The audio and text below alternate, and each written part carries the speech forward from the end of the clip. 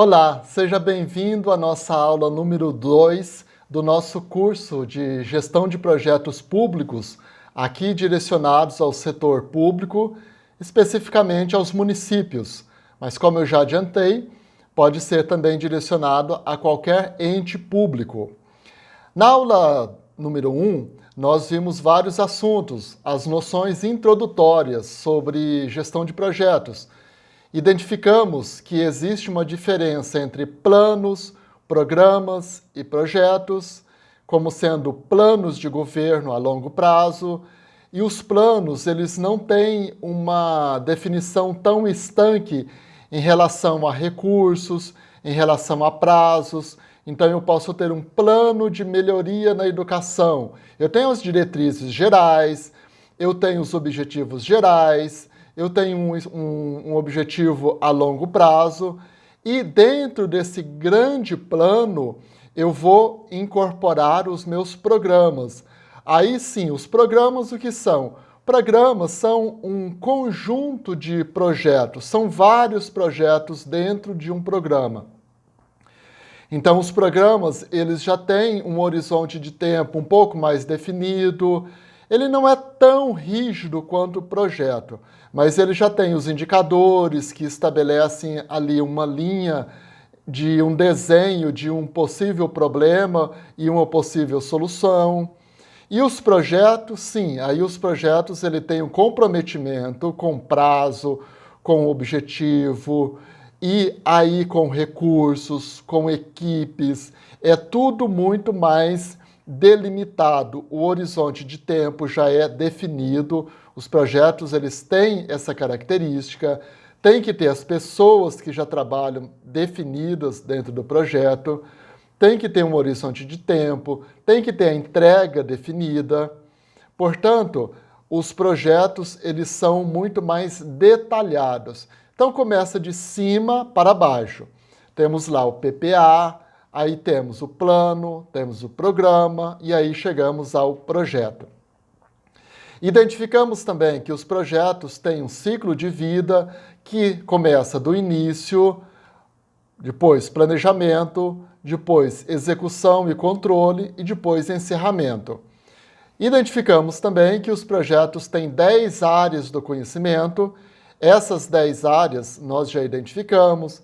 Tem a gestão da integração, gestão do escopo, gestão do tempo, gestão do custo, gestão de recursos, gestão da qualidade, gestão da comunicação, gestão dos riscos, gestão das aquisições e gestão das partes interessadas. Bom, aqui na aula 2, agora, nós vamos trabalhar o ciclo de vida dos projetos, começando pela iniciação. Vamos entender como é que se inicia o projeto. Aqui você vai encontrar nessa aula 2, estou começando aqui pelo slide número 2, onde você pode acompanhar.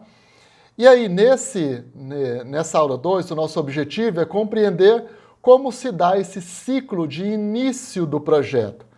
Vamos deixar aqui claro o seguinte: no início do projeto, a área que nós vamos utilizar é a área da gestão da integração do projeto. A ferramenta que nós vamos utilizar dentro dessa área da integração é o termo de abertura do projeto. O termo de abertura do projeto, gente, é um documento que formalmente autoriza a existência de um projeto e fornece ao gerente do projeto a autoridade necessária para aplicar recursos organizacionais às atividades do projeto. Então, o termo de abertura é aquele termo que dá o pontapé inicial ao projeto. Aí você pode perguntar, mas Guilherme, já é a execução do projeto? Não, aqui que está uma grande confusão. Alguns gestores acham que quando você assina o termo de abertura do projeto, você está autorizando a execução do projeto. Não, a abertura do projeto significa que você tem autoridade para fazer a gestão do projeto E aí você vai começar uma análise em relação ao problema que você quer resolver. Você já não começa pela solução, você começa pelo problema, entender o problema. A primeira coisa que se tem que fazer é fazer a gestão de partes interessadas do projeto.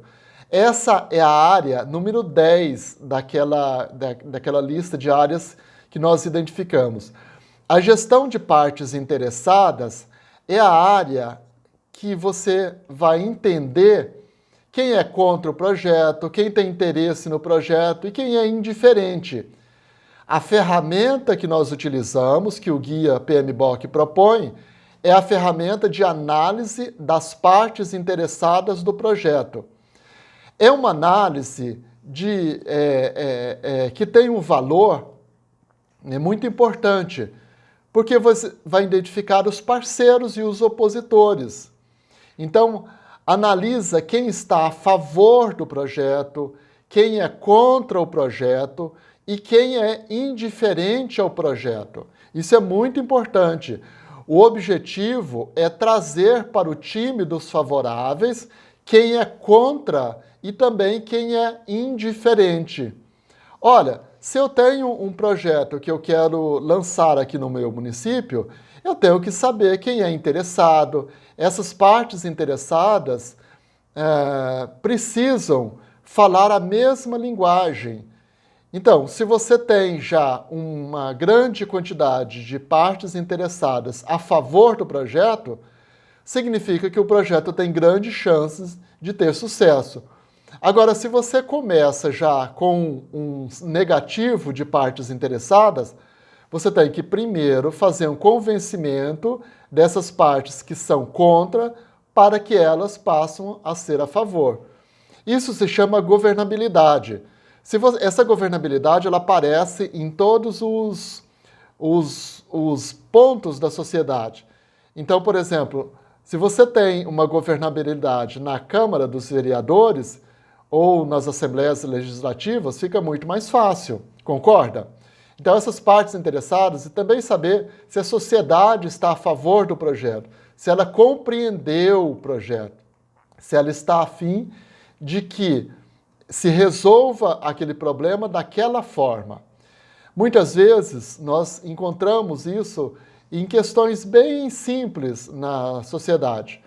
Então, por exemplo, um município que tem um alto índice de desemprego, e aí a prefeitura propõe trazer uma indústria para a cidade. Mas será que a população quer aquele tipo de indústria? Será que aquela indústria vai resolver o problema do desemprego, mas vai causar uma degradação ambiental muito grande e daí vão surgir novos problemas? É essa relação que tem que ser feita. Essa relação é uma relação de causa e efeito. Uma outra questão, há uma necessidade de trazer cursos superiores para os municípios. Será que são aqueles cursos superiores que a população quer? Será que existe a possibilidade disso dar certo? Então é essa análise, é aqui que nós analisamos as partes interessadas. Lembrando aqui, você pode olhar aí no slide número 4, aqui nós estamos falando do ciclo de vida dos processos de iniciação e aqui nós temos a área que nós temos, aqui a área da integração, que é a área, a cor é branca aí na legenda, o termo de abertura e identificar as partes interessadas, que é uma área da gestão da integração. A integração é muito importante, a área branquinha é gestão da integração e a área lilás é de partes interessadas. A gestão da integração é muito importante porque ele vai acompanhar todo o projeto. E lembrando aqui nesse quadrinho também, só para relembrar, o ciclo de vida do projeto, nós estamos aqui na fase do trabalho anterior ao projeto. Então, nós estamos aqui migrando da parte anterior para o início do projeto. É aqui que nós estamos, o termo de abertura do projeto. E daqui nós passaremos depois para a fase do planejamento, que é a fase da organização de preparação do projeto. Então vamos entender aqui como é que funciona o termo de abertura do projeto. Para que nós consigamos trabalhar com uma concretude, eu coloquei aqui um caso concreto. Esse caso concreto é um trabalho que eu ajudei a construir, de uma consultoria, quando eu estava na Escola Nacional de Administração Pública, ainda na ENAP, e existia uma situação em um batalhão de suprimento de uma unidade do Exército. Ela contava com aproximadamente 300 militares. Essa unidade ela era provedora, né, de outras 42 organizações militares. Então era um batalhão e tinha uma unidade que era extremamente importante porque ela dava suporte para as outras, né, organizações militares. Então era um conjunto que dependia bastante desse batalhão de suprimento. Então, o que acontece? O comitê gestor percebeu a necessidade de reorganização dos processos de compra. E aí, visando tornar a administração, né, de suprimentos mais eficaz, segura e permitir também a continuidade dos serviços. Então, existiam obstáculos culturais que precisavam ser superados. Então, quando a gente começa a trabalhar um novo projeto, a gente percebe que sempre tem resistência. Por quê? Porque você vai mudar a forma de trabalhar. E essa forma de trabalhar, muitas vezes, em qualquer instituição, seja prefeitura, seja organização federal, estadual ou municipal ou do terceiro setor, sempre tem uma resistência. E essas resistências precisam ser quebradas. Então, esse comitê, no caso, identificou que alguns obstáculos deveriam ser considerados para evitar erros no processo. Então, quais são esses obstáculos? O alto comando da unidade não conhecia as possibilidades e limitações da administração, acarretando a impossibilidade de elaboração de seus planejamentos de atuação dentro das possibilidades da legislação sobre logística de suprimentos na administração pública. Note que aqui o alto comando não tinha, então, uma correta identificação sobre aquele trabalho. Então, esse era um obstáculo que deveria ser, então, de convencimento. Muitas vezes a própria administração, o alto comando da administração, trazendo isso aqui para a realidade, o próprio alto comando não tem muito conhecimento das questões que envolvem o âmbito operacional. O processo de mudança encontra resistências também, uma vez que diminui inicialmente a flexibilidade e rigidez da execução de tarefas diárias. Então você tem aqui uma noção geral sobre os problemas. E aqui, nesse caso, foi contratada uma auditoria organizacional que foi realizada pelo comitê, né, para fins de identificar os problemas que existiam na macroestrutura administrativa da unidade.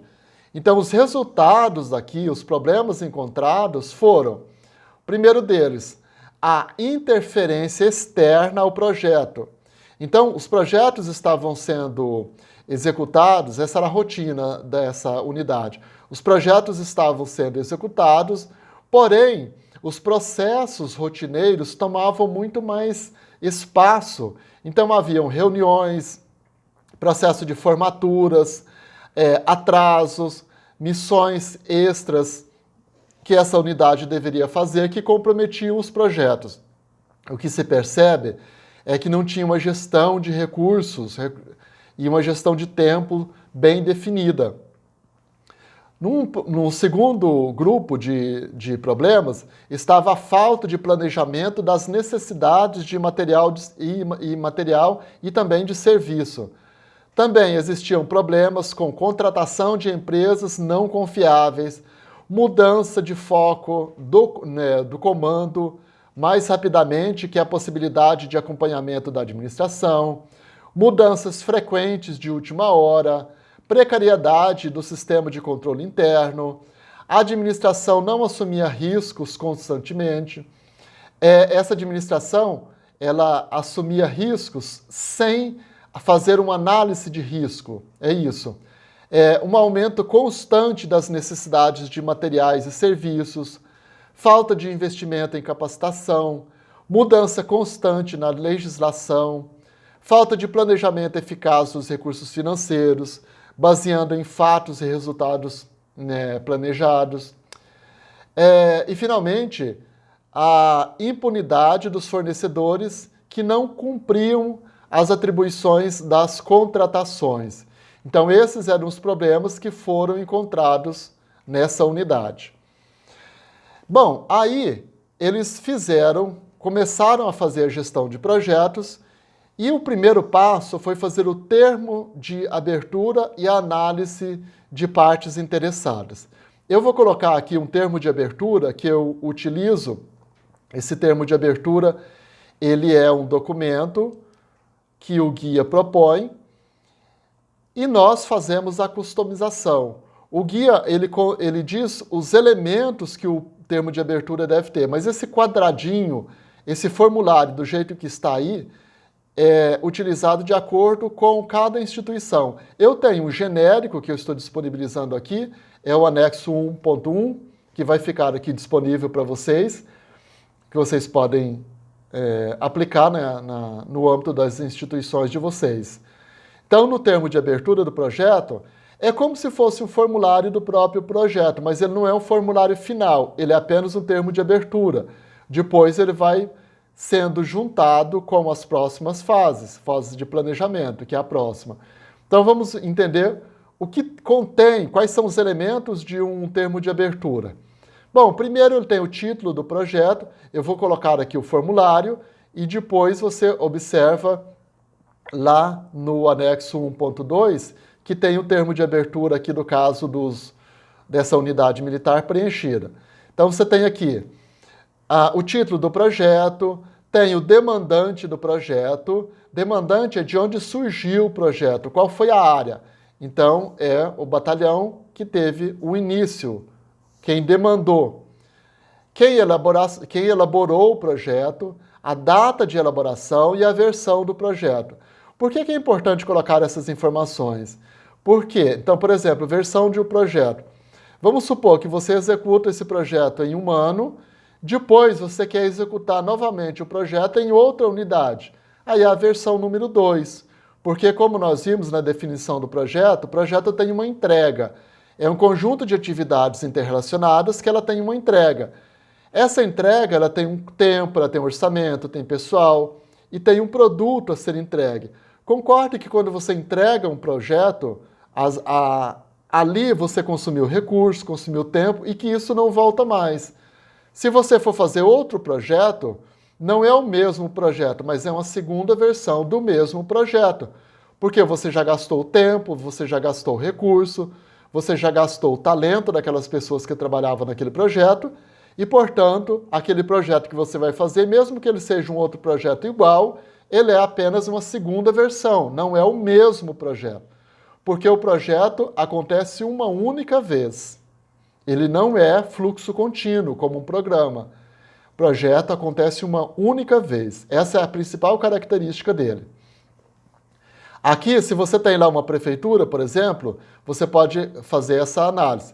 Título do projeto. Então, projeto de melhoria da qualidade do ensino, ou projeto de melhoria da saúde. Demandante do projeto, secretaria tal, elaborado por fulano de tal. Data de elaboração. O dia, tá, a versão do projeto, a primeira versão. Aí você vem aqui nas informações técnicas. A justificativa do projeto aqui é a relação entre o problema que você pretende resolver e aí você vai colocar aqui a relação de causa e efeito. Então, se você coloca lá uma relação de causa e efeito, então aqui nós temos no setor de compra que estava sendo pulverizada a informação e isso comprometia a gestão como um todo. Nesse ponto aqui, você tem que identificar bem o problema. Se você identificar bem o problema, o projeto vai ter a solução correta.